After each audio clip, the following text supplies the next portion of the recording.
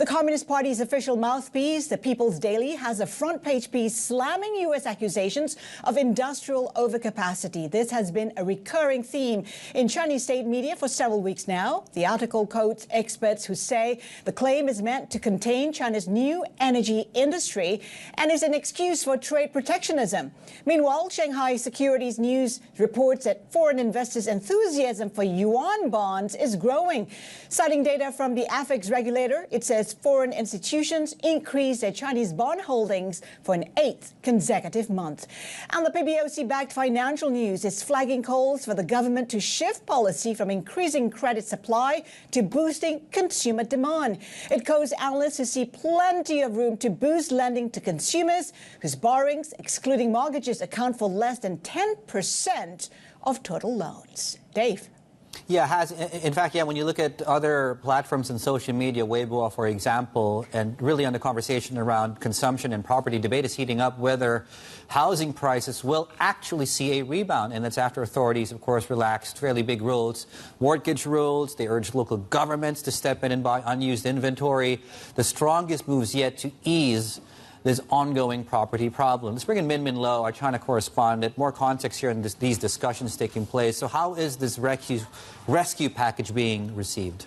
Yeah, it's interesting. Since the government rolled out this broad rescue package, we see state-linked media like Global Times saying that there's been this huge surge in property trade over the weekend. And on social media, there's this debate about whether we'll see this retaliatory rise in home prices. Now, that's a term that we've heard last time when the government lifted pandemic restriction measures, whether we would see this retaliatory rise in spending. Right. Now, most people on social media are saying no, but there have been some interesting and rather sarcastic comments. Take a look at this one. They think once family planning is abolished, the population will grow with a vengeance. Once pandemic measures were lifted, people will consume with a vengeance. Once housing restrictions are lifted, people will buy house with a vengeance. They thought we'd retaliate, but we chose to be good people and let go of our hatred. This comment just cracks me up. And take a look at this other one. We're anticipating a rise in house prices because some officials are lazy and not handling the economy well. Ouch, that hurts. Yeah, and look, I feel that there's almost like a direct correlation with how rich people feel and the direction of housing prices, because 2/3 of people's wealth are locked up in housing, and those prices have gone down for 11 straight months now. So there's this very sticky sense of pessimism right there.